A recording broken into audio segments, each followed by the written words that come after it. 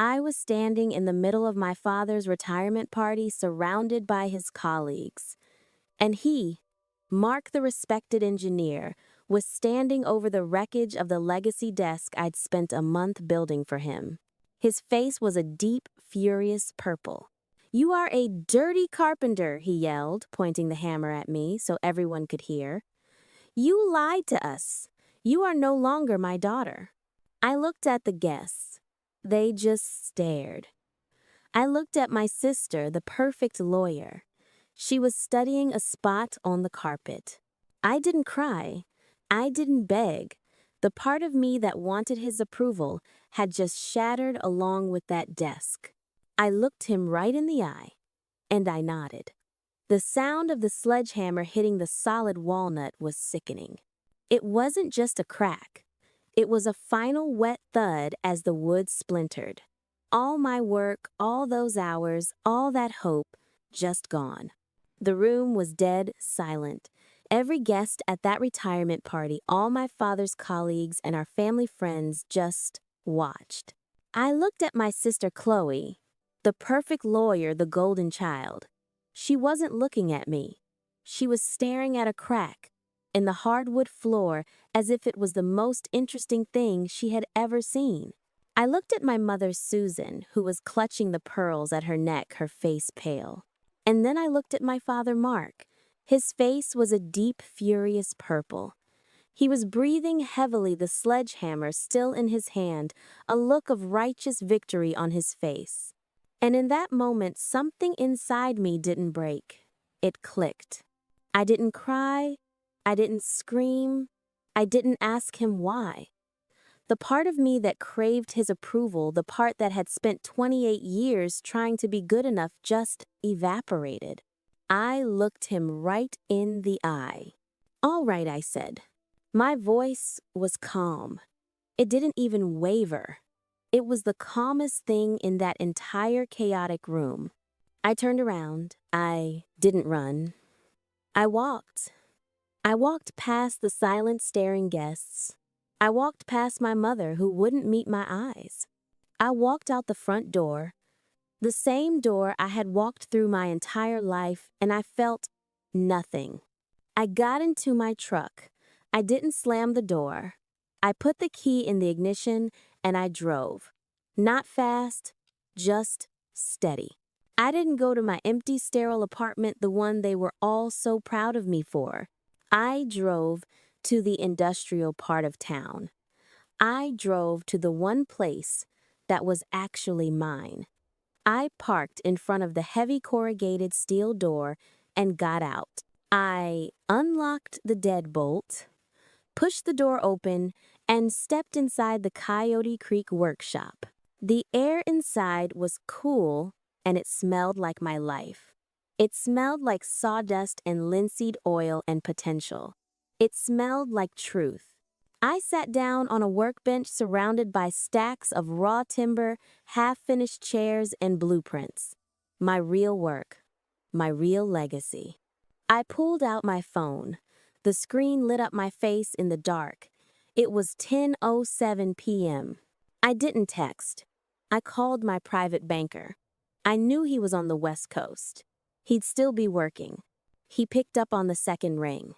"Maya, what's going on?" "Hey, David," I said, my voice perfectly level. "Apologies for the late call. I need to action something immediately." "Of course," he said. "What's up?" "That line of credit," I said. "The $100,000 one. The one I personally guaranteed for Mark and Susan." There was a pause. "Okay, I have it here." "What about it?" "I need you to freeze it," I said. "As of right now. Cut off all access. Yes, immediately. Irrevocable." "Maya," he said, his voice cautious. "That's a major move." "Are you sure? Is this a misunderstanding?" "No," I said, looking at a beautiful piece of cherry wood waiting to be carved. "There's no misunderstanding. I'm just balancing the books." I hung up. I sat there in the quiet of my workshop. The anger I felt wasn't hot and loud like my father's. It was cold. It was clinical. For my entire life, I had been the silent investor in their version of a perfect family. I'd been paying for a subscription to their approval, and the price just kept going up. Tonight, they hadn't just smashed a desk. They had defaulted on the agreement. My compassion had been a resource they had overdrawn for the last time. This wasn't a breakdown. This wasn't revenge. It was just accounting. To understand why I could make that phone call, why I didn't cry when that desk shattered, you have to understand the system it was built on. My family wasn't a family, it was a corporation. And in that corporation, my sister Chloe and I were given our roles from day one. Chloe was the flagship product. She was the achiever. She got straight A's. She was captain of the debate team. She was the future corporate lawyer. Every dinner conversation was about her. Did you hear Chloe won the state championship? Chloe's internship is already paying her a bonus. Chloe is going to be a partner by 30. She was the asset. And I was the liability. I was the dreamer, the failure, the odd one. While Chloe was reading case law, I was in the garage covered in sawdust. I liked fixing things. I liked taking something broken, an old chair, a wobbly table, and making it strong again. I liked the smell of cut pine and the feel of sandpaper in my palm. My father, Mark, an engineer who only respected things he could measure, despised it. I remember when I was 16, I spent a month building a small, intricate bookshelf. I used dovetail joints, which I'd taught myself from an old book. I was so proud of it. When I showed it to him, he just grunted. He kicked the base of it with his steel-toed boot. "What a waste of good lumber," he'd said. "This is rubbish, Maya. It's a hobby. Even worse, it's not even work for a woman. Go help your mother with dinner." When I told him I was thinking of applying to a fine arts program for woodworking instead of law school, he didn't just say no. He laughed. He actually laughed in my face. A carpenter, he'd boomed. "You want to be a dirty carpenter. Don't be ridiculous. You'll be a lawyer like your sister." For years, I thought it was just cruelty. I thought he just hated me. But sitting there in the silence of my workshop, I realized it was never about me. It was about the system. Psychologists have a name for this. It's called the role casting trap. In families like mine, each child is assigned a part. And the most important rule is that you can never break character. Chloe had to be the achiever because her success was my father's ego. And for his achiever to shine so brightly, he needed a failure to contrast against. I was his background, his shadow. My role was to be the before picture so Chloe could always be the after. He didn't hate my passion for woodworking. He was terrified of it because a successful independent carpenter didn't fit the role he had written for me. My success on my own terms would prove his entire system was a lie. That's what last night was about. Smashing that desk wasn't just about smashing a piece of furniture. He was trying to smash the character who had gone off script. He was trying to force the failure back into her assigned role. But the failure had just cut off his credit line. So I played the part. I went to law school. I hated every minute of it. I hated the sterile classrooms, the smell of old books, the endless arguments about things that didn't feel real. But I did it. I graduated. I passed the bar. I got a job at a respectable firm in a glass tower downtown. My parents were ecstatic.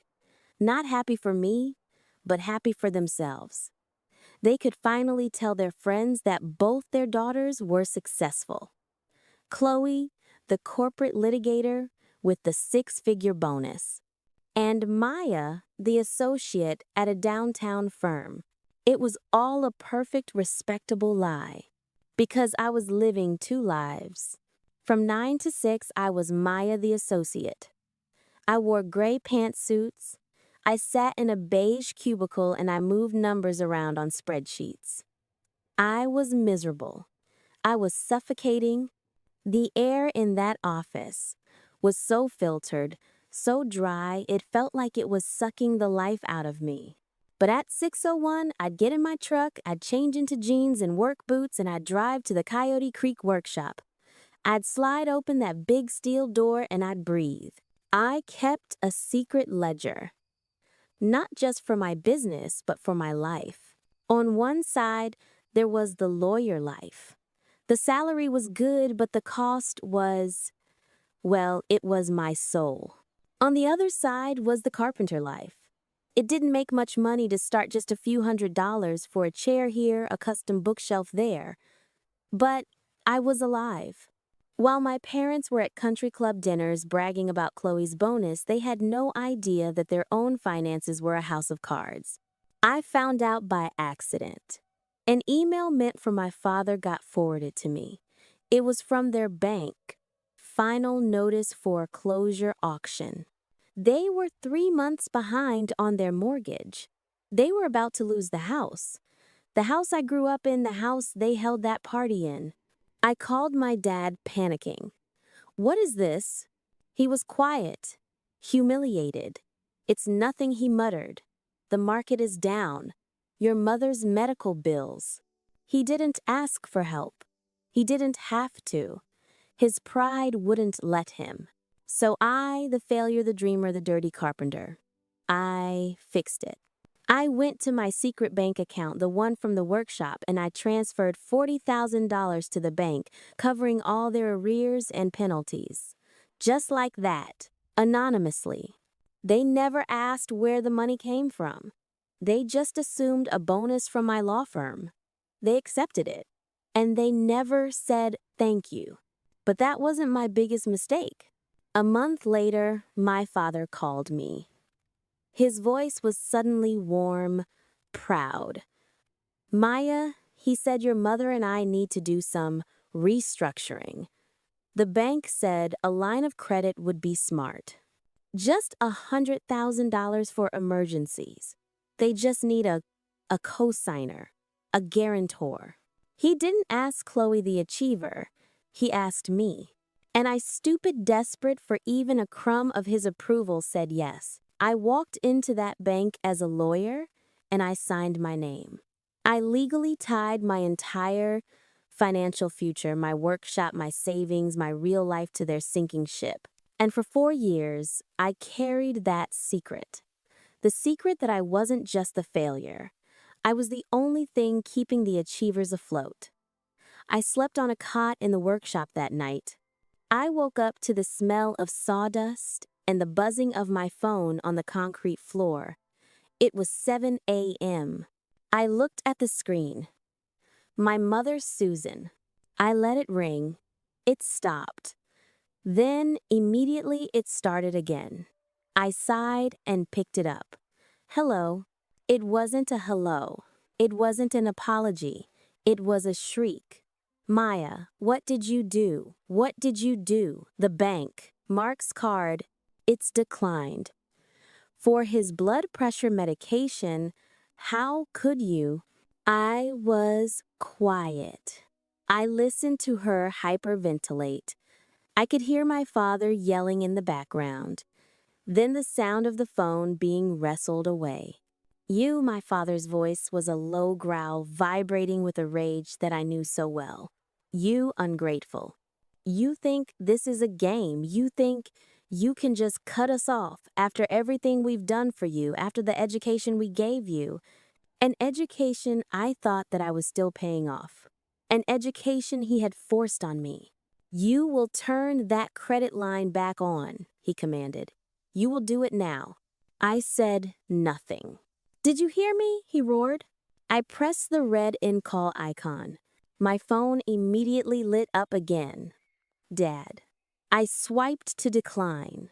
It lit up again. Mom. Decline. A text message popped up. It was from Chloe, my sister. Maya, please call me. They're going crazy. This is a mess. I put the phone on silent and set it down. The panic wasn't for them, it was for me. Because in that cold, quiet moment, I remembered the guarantee. That $100,000 line of credit. I hadn't just given it to them, I had guaranteed it. My name was tied to their house.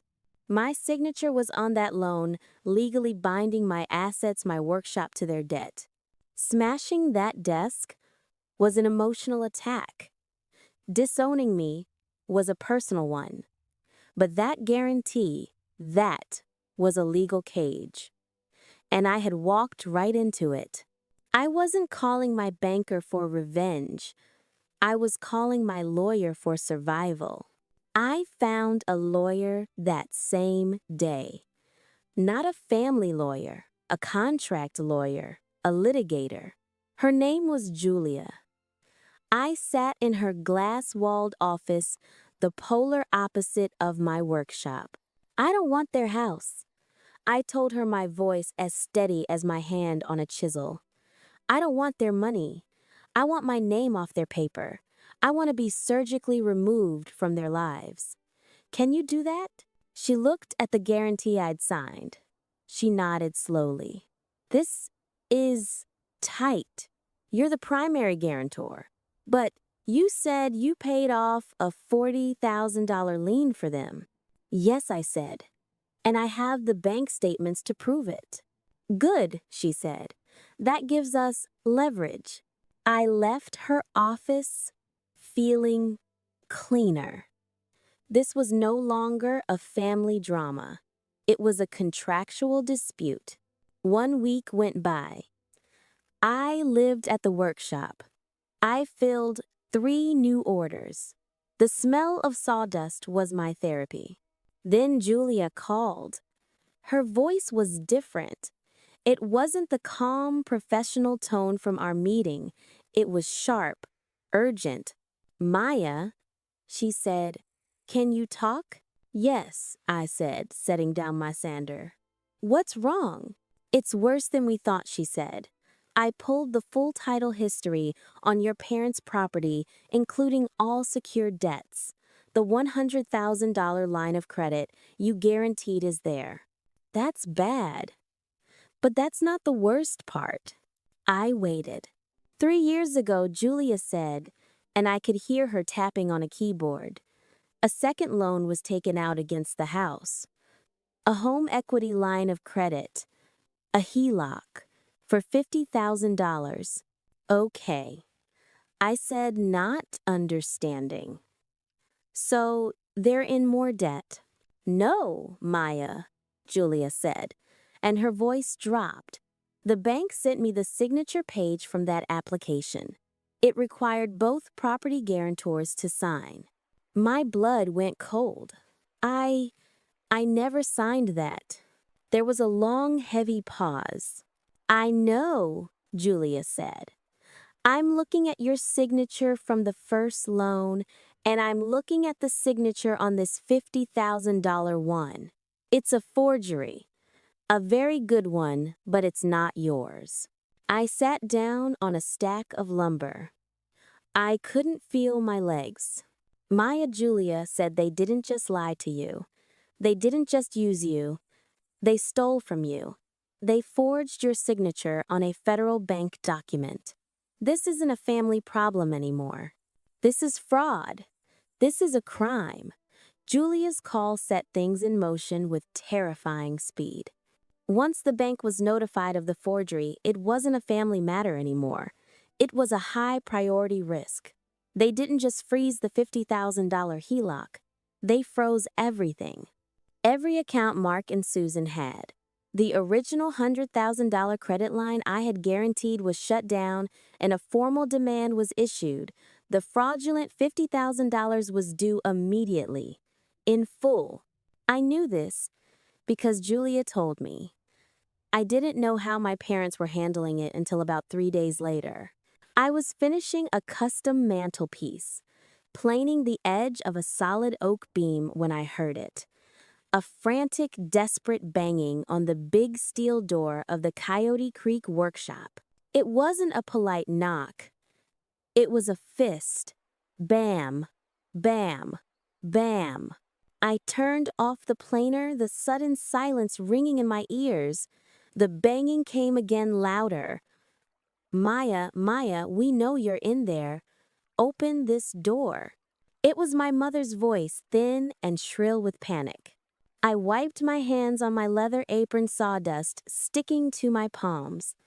I walked to the door and pulled back the small metal grate I used as a peephole.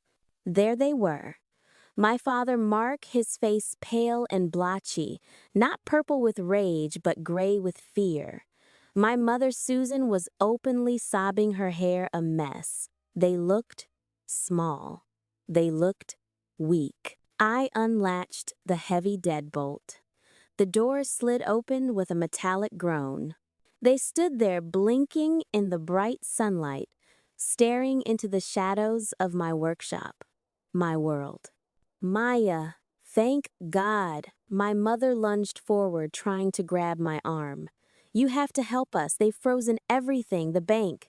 They're calling about the house. They're saying fraud. You have to call them, my father said, his voice hoarse. He wasn't yelling, but he was trying to command. You have to tell them it was a misunderstanding, that you signed it. Tell them to stop. I just looked at them. I didn't say a word. I reached back to the workbench behind me and picked up a single sheet of paper. I held it out to them. My father squinted at it. What? What is this? It's a copy, I said, my voice quiet, of the HELOC application, the one for $50,000. My mother's sobbing stopped. She stared at the paper as if it was a snake. Look at the signature, Dad, I said. He looked down. He saw his own forgery. He saw his crime on paper, held in the hand of the daughter he had called rubbish. His face went from gray to white. You're going to let us be homeless, my mother whispered, her face crumbling, over money. We're your family. I looked past her at my father, at the man who had held the sledgehammer. He used a sledgehammer, I said, almost to myself. My mother looked confused. What? I looked right at my father. At the party. You used a sledgehammer. Maya, what are you talking about? He stammered. Psychologists have a name for what you did, I said, and my voice was as cold and sharp as a fresh blade.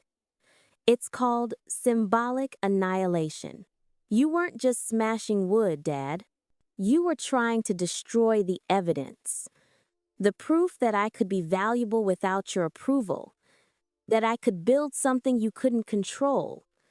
It wasn't an act of strength. It was an act of terror. He had no answer. For the first time in my life, he had nothing to say. You're right, Mom, I said, turning to her. It is about money. The $50,000 you stole. The $40,000 I paid to save this house. And the $100,000 I was stupid enough to guarantee. I took a step back, my hand on the heavy steel door. Will I let you be homeless? I said. No, I'm just balancing the books. Maya, wait. My father pleaded, his hand reaching out. My lawyer will be in touch, I said. And I slid the door closed, locking it from the inside. The sound of the deadbolt sliding home was the most satisfying sound I had ever heard. The legal battle was messy, but it was decisive. With the forgery confirmed, my parents had no leverage. They lost the house. The bank seized it to cover the fraudulent $50,000 loan and the balance of the credit line.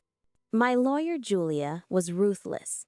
She made sure my name was cleared, my liability was erased, and the $40,000 I had paid to save their home was returned to me from the foreclosure sale. They were facing criminal charges for the fraud. I didn't have to testify. The bank records did all the talking.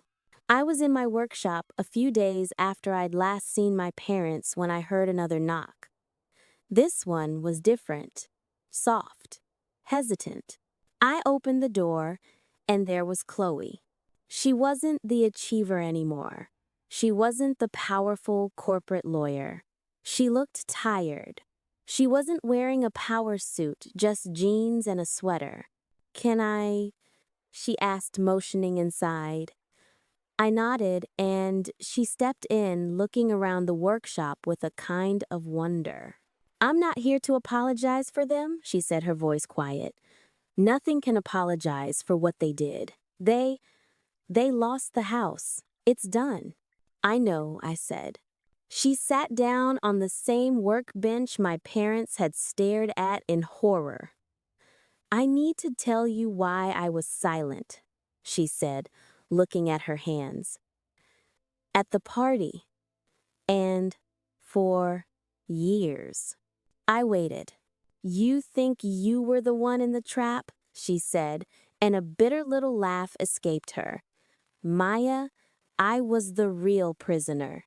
You were the golden child, Chloe." "Was I?" she said.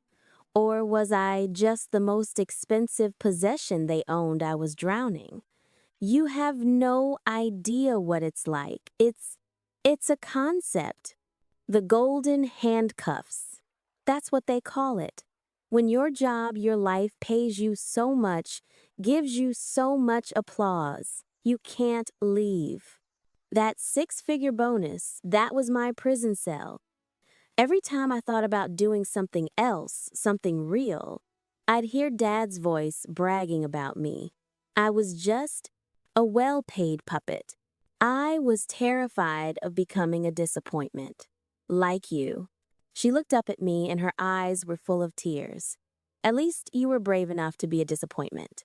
Then she reached into her bag and pulled out an old folded bank statement. She slid it across the workbench. "But that's not the real reason I was silent," she said. "I was silent because I was a coward. And I was complicit." I unfolded the paper. It was a transfer receipt from her personal account to the business account for this workshop, dated 5 years ago, for $5,000. I remembered that. It was the exact amount I needed for the security deposit. It had shown up in my account anonymously. I thought it was a bank error, a miracle. I couldn't breathe. "Chloe, you knew." "I've always known, Maya," she whispered. "I've been watching you build this place from afar. I was so jealous. I couldn't quit my job, so I funded yours. Just a little. It was the only brave thing I ever did." "Why did you stay silent at the party?" "Because," she said, the tears finally falling, "if I defended you, he would have looked into my finances. He would have known I was a traitor. I was afraid. I'm so sorry, Maya. I was so afraid." I looked at my sister, really looked at her for the first time. The achiever and the failure. We were both just roles.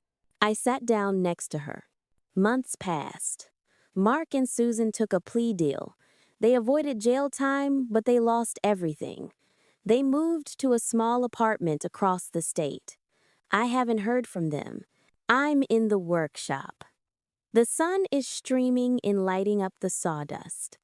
I'm looking over a new blueprint for a beautiful, intricate library. A new voice calls out, "Do you think we should use a dovetail joint here or a mortise and tenon?" I look up. Chloe is standing there, a pencil behind her ear, her old pantsuit long gone replaced by a dusty apron. She quit the law firm a month ago. "Let's try the dovetail," I say, smiling. "I'll show you how. We're building our own legacy. Sometimes the people who were supposed to build you up are the ones you have to break free from. If you've ever had to choose your passion over applause, share this story. You're not alone."